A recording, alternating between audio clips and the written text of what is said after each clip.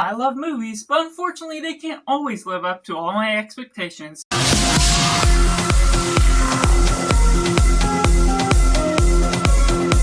And welcome Cinema, where we focus on a film. I'm Josh, this is Simply Cinema. Today I'm going to be ranking all 15 June 2025 movies that I got to see, ranked from my least favorite to my favorite, and I'd love to see you joining down in the comments below. What movies did you watch that released in June, and how would you rank them just as well? If you'd like to see me do these more monthly, then let me know that just as well if you enjoy this style of content, and I'm reviewing all of these movies throughout the months just as well. But taking in last place, we have Brightheart, one that unfortunately went way down the drain with its comedy. From the get-go, it makes you understand that this is a movie where you're supposed to suspend your disbelief. So to some people, this may be an action comedy that does work wonders with the way it goes about its style, but it feels way too generic with its approach, feeling like it goes about beat by beat with the way you're following along the lines of that. So from the get-go, I knew that it wouldn't be a high-level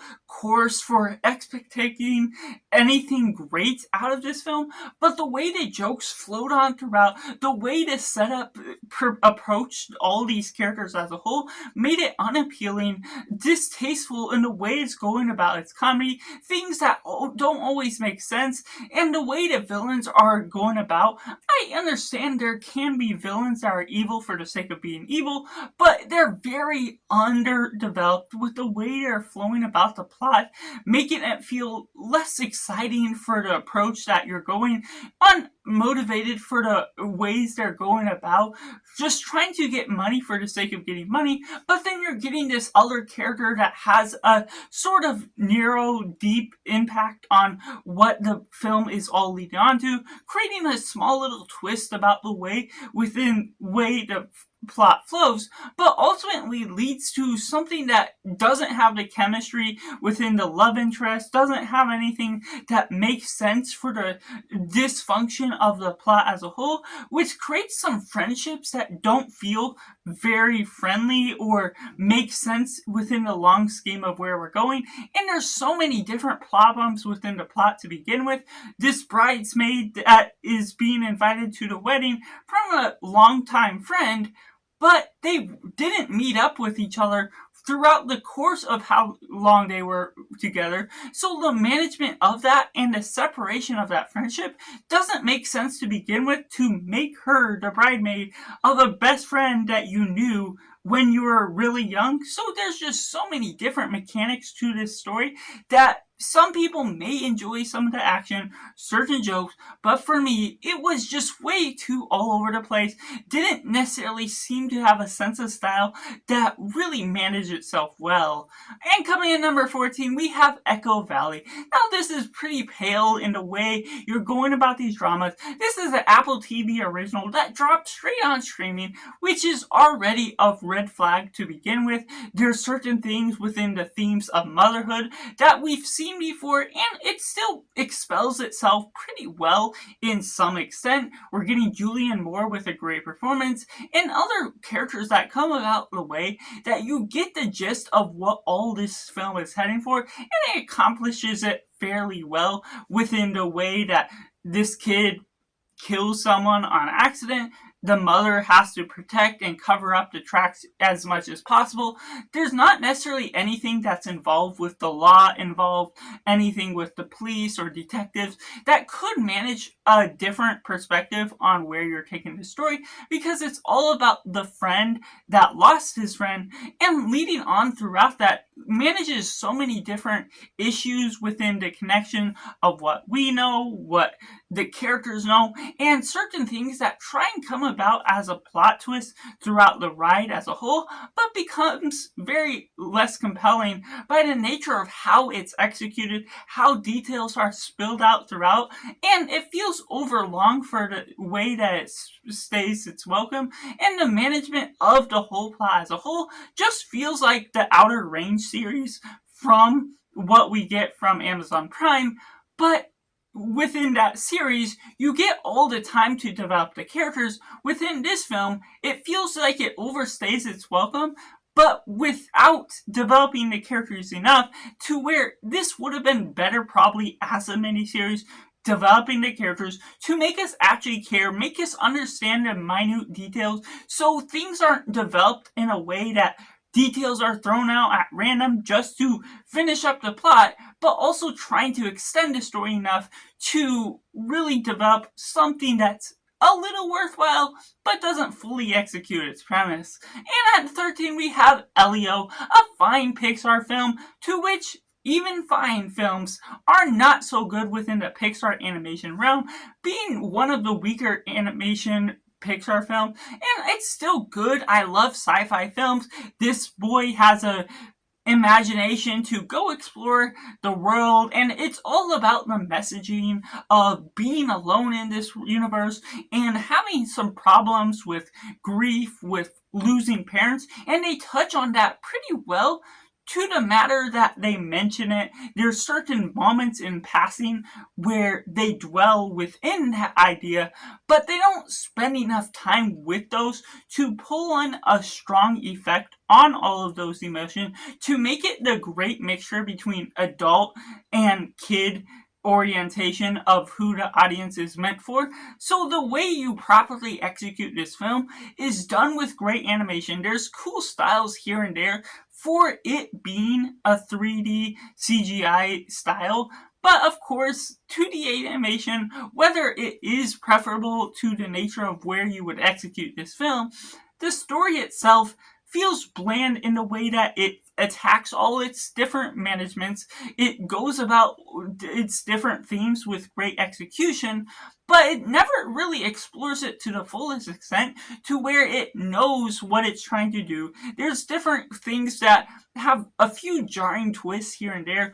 so the study of the characters are good enough, but good enough is never fully on point within the Pixar animation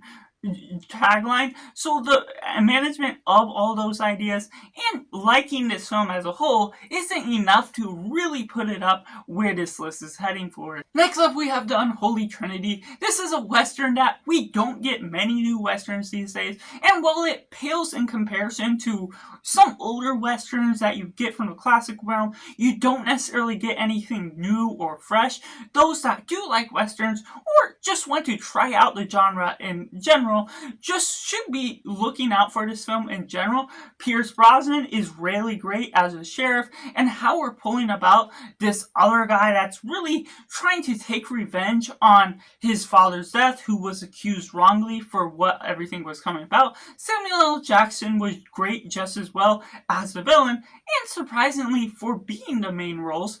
Pierce Brosnan and Samuel L. Jackson aren't just put on the poster to have a few minutes of screen time. They're pretty prominent characters that really diverge the plot points of the story pretty well. They lead on throughout with great interest to where you're following around the setting. And while there's not necessarily anything spectacular you can take out of the setting of westerns, it's casually always the same look to what you're doing, but with great execution, the city and everything they're doing about with the homes, the western town as a whole, still feels believable and looks good for the execution of how you're following along with the plot. There may be a few ideas that are not so fresh and maybe a little too out there in some scheme of where we're going. There's one little subplot about this Indian girl that may not be as compelling to the rest of where you're following along with this story, but the ultimate execution of where you're following about for the search for this gold, for the family ties that are all led into the blood of this main man that's leading the cast, is doing a service to the natural ideas that for someone such as myself that is looking for the obscure in film, and we don't get many westerns today, this is something that is still serviceable for the nature of where you're following about with its premise. Next up, we have Ballerina from the world of John Wick. Somewhat disappointing compared to the rest of the level of John Wick, but still pretty good for the nature of where you're following along with this spin-off. Ana de Armas is great. Keanu Reeves gets a more prominent screen time than I expected, which kind of degrades the atmosphere of this film. Getting too much of Keanu Reeves albeit I like him a lot for the nature of where we're taking the story as a whole. It's a John Wick 3 spin-off, if you will. The way we're following about these plot has these villains that are sort of evil for the sake of being evil, don't have too much to dissect out of the development of their characters, which is still fine, and I'm really enjoying what we're getting out of the atmosphere of this film. But ultimately, when you blend in John Wick too much within this film, it just feels like another John Wick film too much, rather than spending a bit more time to develop Ana de Armas, to which she has a great performance. I do sort of get and understand her character, where she's coming from, but spending a bit more time with her on her own and going on to show that she has a spotlight to shine within her own means, she goes about in a way that sort of lessens the stakes of where we're taking on when Keanu Reeves as John Wick pulls in the strings that helps her and guides her within the final battle, especially within how we're flowing about this plot, within things that she could take her own stand and do a more prominent thing to show she has the way to do things on her own, to show she has the strength and everything along the lines of that. There's new weaponry that we didn't get within John Wick, the movies, so this is still one that stands out on its own, that I really am quite a fan of, that I didn't expect certain things to come about, with great CGI, the way you're following about with the weapon firing, the final fights do look good within that snowy setting. But ultimately, it still weakens the guidelines of what I expect out of the John Wick franchise based on how we're building up the John Wick character throughout the first 3 chapters, and the establishment of a new side character is lessened a little bit by the fact that John Wick is there quite a bit throughout the film. And next up, we got Megan 2.0, a fun and delightful Terminator Judgment Day type of movie that feels like it pulls its own strings. It has its own narrative that creates quite a different tone and feel than the first Megan movie, which is both a good and bad thing for what you're following along the plot. You don't want a sequel that feels too close in its ideas than the original, but at the same time, because it goes so far away from it, it can be a little bit disjointed as part of the franchise. And at the same time, it goes so far away from the original that it takes too many references to Terminator Judgment Day, to which you feel like you're just watching a female adaptation of that film. You get the whole idea of the AI taking over, which there is a few ideas, a few different story plots that take its own narrative and create its own characters in order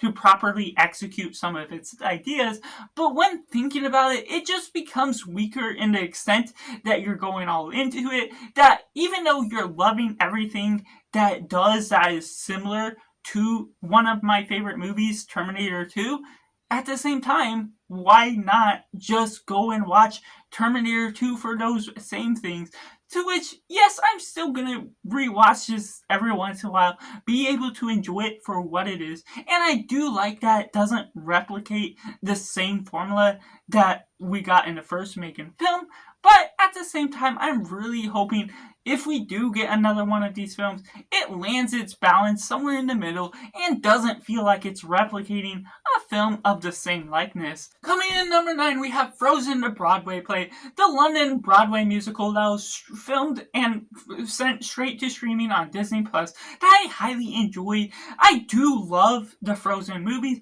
so this is a perfect adaptation that I'm all in for. Now, going to see it in person probably would have been better and more immersive. Of course, I'm too distant from there to really afford going to go there myself, but the way you're going about with these plays, it's a musical, so there's a lot more songs. It's constantly singing throughout that you can enjoy the style it's all going in for. And what I applaud about this film is the atmosphere and just the limitations to the sets, that knowing that Elsa has these ice powers, doing all these different things, they do a fairly good job at properly executing what they can with their limitations, that with all the lights, with all the smoke, with all the gizmos and gadgets, just the way they all utilize that on stage is doing something pretty creative for the extent that they're doing along. And even Olaf has to be controlled by someone on stage in order to actually have a full puppet that's stand up and the size of Olaf compared to what every other person is on stage. And I do like the actresses and actors that really played in their roles for where we're going from the kids to the adults, and whether it's replaying some of the same songs we got in the movie or utilizing some choices that we got within its own creative means, I do enjoy what we got from the atmosphere, but at the same time, the limitations are still its weakness, to where you're just wondering why we can't necessarily watch this in the way it's meant to be, in the animation form, and understanding its success. Obviously, it's meant to be a good and immersive thing on Broadway itself, but just watching it on streaming sort of takes away that sort of atmosphere you're supposed to watch it with. While I still enjoyed it and applaud it for all that it took on, it also still has its limitations that can't utilize CGI or anything. It's not a live action Broadway production on Hollywood. So ultimately, there are some things that the limitations of it are its biggest strengths and its weaknesses. And next up, we got Deep Cover. Now, this is a fun and creative action film that dropped straight to Amazon Prime, just going about this film where there's these actors that are trying to do stand-up and everything, where they're impulsing within a way they're acting in that means, and they get sent into this crime syndicate. They're meant to be doing this one job in order to do a cover-up, sell these drugs to retrieve everything that's all going on with this one man. But it all leads onto an adventure that takes them deeper into the crime syndicate that's all going on, making them disguise as these roles that are all going on within those acting careers. That builds up this suspense and stakes that's hilarious, it's fun. The trio that's all on board is just delightful to be had together. Now, there's some relatively familiar ideas that we've seen before in other films, and the management of how that goes about is tackled in a relatively pretty good way. But there's also some things about it that it's just being its own thing, that these are actors on their own doing improv in order to get by with everything, and they pull off everything pretty well. And while there's limitations to how you have to suspend your disbelief just a little, there was a good bit of entertainment to be had. Next up, we have The Life of Chuck, which is an adoration of the simplicity of life. It's based on a short story by Stephen King, and the adaptation from Mike Flanagan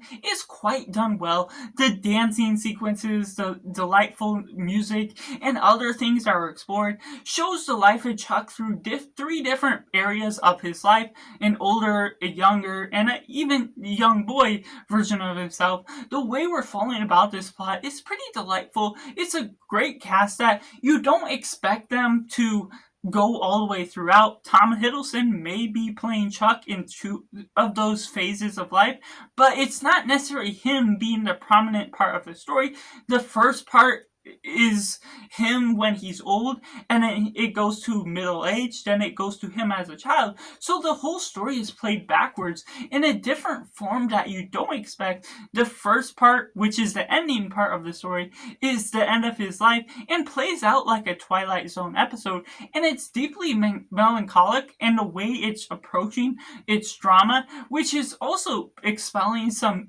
delightful themes, some nice dramatic notes to the way we're following along. It has many different notes that really sing a different sort of tone. There's a dance sequence that gets you tapping your feet. There's some delight in the way you're following along, humans just being humans, and you're getting wisdom from his grandpa in the youngest stage of his life of how to live and doing things that are the variables of what life is meaning and how we're looking forward to the future, but also trying to strive to live in a moment. That really teaches a wonderful atmosphere of multiples that goes about in its storyline that just really builds upon itself the greatest way of exploring this type of thing. It's certainly not for everyone, and I didn't personally love it quite so much as some people that rave about it do, but the way it follows along is certainly one that maybe you could learn a lesson or two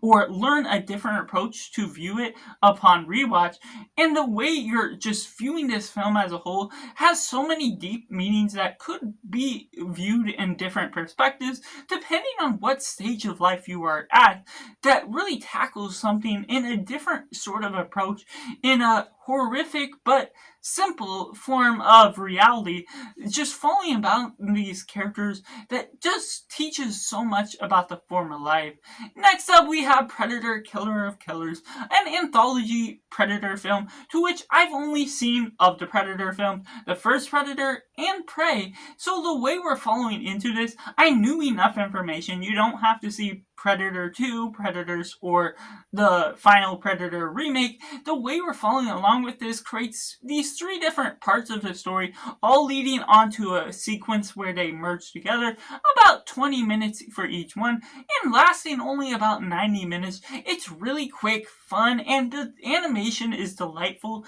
within the way it flows about. It looks great. It has its blood and gore where it's needed, but not too excessive to the extent where it's unwatchable. The ability to follow these three different cultures explores the ideas and characters as a whole, where you don't necessarily see where they'll all merge as a whole, but it really builds and establishes some deep meanings, some deep connections within the characters, the sacrifices that are made to get to be one of the strongest players. And then it all takes these three different stories, one in Italy, one in Japan, and one in America, with these three different roles in life where they learn their different lessons through their backgrounds in order to aid themselves when they are put together in the end. And that really builds and establishes a plot that creates this deep and thoughtful idea of exploring the Predator world, expanding upon it as a whole, and that leads into so much sci-fi action that just creates an entertaining and well thought out film that just tackles all these three stories and puts them all together to create one fantastic film for how you're following about where all this story direction is headed. And coming into my top 5, we have 28 Years Later. Now, I watched this franchise for the first time leading up to it, the first two, and this, that really goes about in an interesting way, being an anthology of sorts, if you will, just seeing the three separate movies and not having a connection. Now, 28 Years Later is the start of a new trilogy to what we already have, the ability to follow along with where we're headed with this community that is isolated and quarantined on their own, that has a bridge across to this mainland. The way we're following along that culture could be a bit more explored within how you're understanding some of the culture under the characters, but you're still getting to know the gist of everything that's coming about. This father, this mother, and this kid that is trying to help and do everything. You're understanding and getting to explore all the roles that are getting set up on this island. That really pulls in some awesome action that creates some great drama, and these actions and ideas that are all flowing about leads on to meeting a doctor that's isolated and known to be someone that could be crazy, but the ideas and acting is really prolific in the way you're following about, and you're introducing these characters about the way that have some interesting ideas and things that are all unique about them, that treats itself really well. It's horrific in the way it's building up the zombies as a whole, just the ones that have been affected with the anger rage virus, and some of them are slow and fat, some of them are really quick, and there's even a treated alpha male that really is the fastest and smartest of the kind, that really creates a unique twist on where we're going about with some of the ideas, some of the zombies to this franchise, that goes about to where even the fat ones can be scary just as well when you build up a particular scene that they add within this, that anyone is threatened and the stakes are higher than ever, for the ability to follow along with this. It looks great within its cinematography, and Danny Boyle is back as the director since the original 28 Days Later, and so the way you're following along with this storytelling feels neat and organized. You're not getting these sloppy editing or anything that goes with quick movements. Everything feels contained within the realm of what you're approaching. It's all about human life and even motherhood and fatherhood at certain lessons, but there's certain characters that have controversial decisions that I'm still on board with what they do with the approach, that we'll learn more about how they treat those characters within the future movies, and the way we're following along with that leads on to this boy to be big and independent on its own, that we'll see a lot more of him in the future. And then it leads on to a really weird ending that unfortunately cuts the film off as a cliffhanger, with these guys doing all sorts of tricks and moves that feels goofy and cheesy, that on its own, I'm glad they didn't treat it too seriously, but at the same time, it's a weird way to end off this movie when otherwise it was mostly dramatic, lighthearted in what it's approaching with some of its themes, and horrific in the general ideas of the zombie franchise that we're tackling as a whole. So it could have ended a lot better, but the whole grand picture certainly has some great looks to where we're headed with this franchise as a whole. Next up, we have How to Train Your Dragon live action. Now, I'm just a huge fan of what we get out of the original, and Dean DuBois is the writer and director adapting from the book itself, that I'm not expecting any big changes. I'm not expecting him as a writer to change his whole direction to the plot, is expecting any changes to the story, and from what was already a great story, looks and sounds so good still within live action. Yes, you're getting like 20 extra minutes, but still extended within the ideas where it doesn't seem to overstay its welcome by any means. I'm enjoying what they're doing with the plot, with the characters, with the setup, everything. That dragons just look good when you adapt it to CGI live action. The way you're following along with Hiccup, Astrid, all these other quirky characters, where they may make some small minor changes that don't make a big difference in the long run of the story, but it still really contains itself in a way that may not be necessarily as great as what the original animated versions bring, because the animation can do a lot more within the way you're following about that lines, but it's still impressive by the way they adapt in live action, albeit it could just be for the money. I'm still a big fan of being able to re-experience this, taking it into a real life standard, and being able to just enjoy and immerse yourself into this world once again within a different medium. Next up, we got Dangerous Animals, a shark movie I really enjoyed, to which typically I'm not a huge fan of all shark movies, even Jaws. So the way you're falling about with this one creates the villain to be an actual guy, a psychotic guy that sort of is trying to feed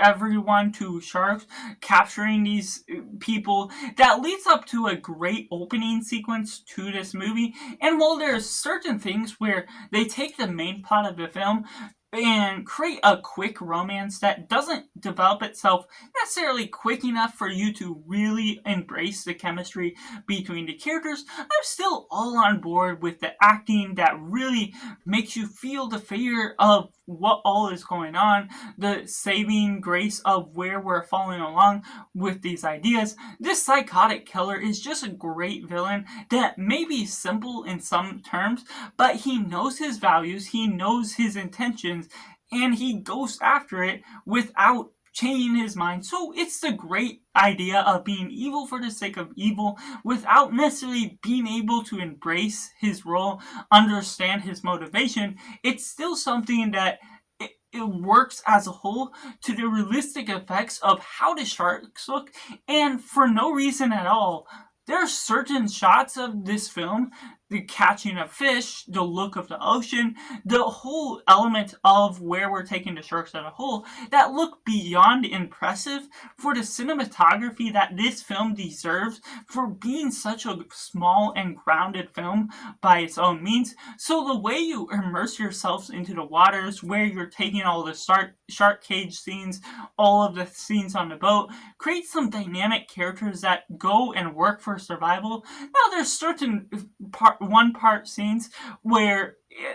some girl bites off her thumb, which becomes unnecessary for the stakes of the plot as a whole, but the all roundabout ideas that this film brings out creates the horror that it definitely needed. And for my runner-up, we have The Materialist, and to some extent there have been fair arguments made that the poor people within this film aren't portrayed in the most accurate way, but for my personal experience, just going about the film, I love the chemistry within the cast that really show the true romance that's leading on throughout. We're getting Dakota Johnson, Pedro Pascal, Chris Evans, to which all three show some of their best performances that makes them all stand out each individually and as in their couple roles. I'm really loving the rich that we're getting on Pedro Pascal being the perfect man representation, leading on through Dakota Johnson, who has her own preferences and works in a character that is trying to find a perfect fit for each person, is someone that's offering dating advice, someone that's trying to make couples meet together, and that all leads on to an interesting job view for what we're looking at the film that we haven't seen before quite much. The matchmaker game is sorely true in the way that it's portrayed as a whole, and then you're getting Chris Evans, who plays one of the poor people that, like I mentioned, there's certain aspects to it that may not be fully accurate, but the aspects that you're still looking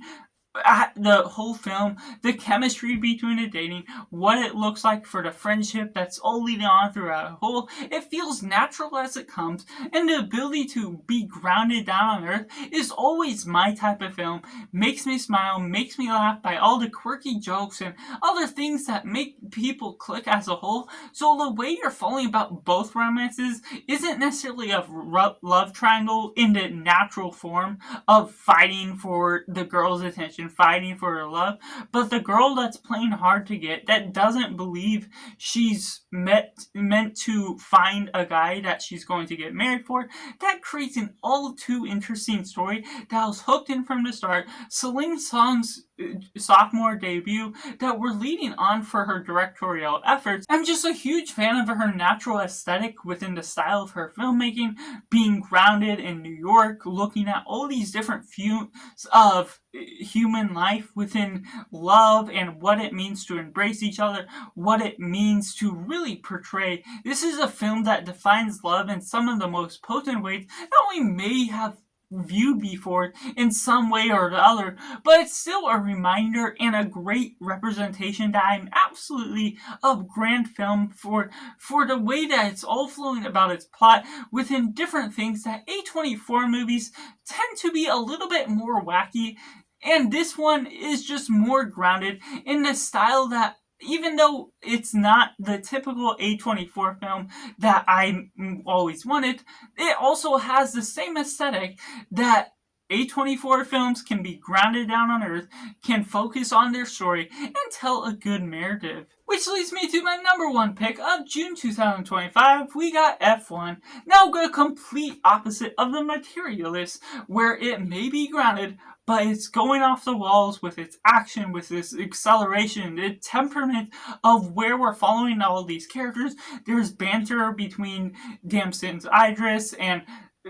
Brad Pitt. What we're following along with the cast and Javier Bardem just lead on some great roles, these bickerings between this older generational man and this younger race car driver that are all trying to compete in this team, that leads on to surprising and emotional weight to the gravitas of the aesthetic of this film. It always looks great. Joseph Kosinski is a fantastic director that's also done Top Gun Maverick, and leading hand in hand with that is something that looks so well done that you're following along all these cameraman angles with a smooth idea, with a smooth editing fashion, looking and always feeling like you're immersed within the experience. That's all great, especially on the big screen. Now, there can be a few things that are set back based on the dialogue, little bits of banter that feel unnatural, or the way you're falling about with these character relationships. It can be broken up just a little bit by some of that, but the actual ideas and ability to navigate where we're taking with the plot, the setbacks to what this is as a fictional story, can still feel like you're believing something that was meant to be real, that's going about with some grounded characters that are really fighting against each other, but know how to make teamwork work in the best style, to which, while it has a general sense of predictability within the long run, it has a focused narrative following this one team called Apex. You only know the problems of that. You're not distracted by any villains or anything that's coming about, besides this one character that comes out later on that's still a part of Apex, but it's still a small part that doesn't necessarily feel distracted by how its flow is coming about. And even around 2.5 hours plus, it's leading on with something that accelerates from the beginning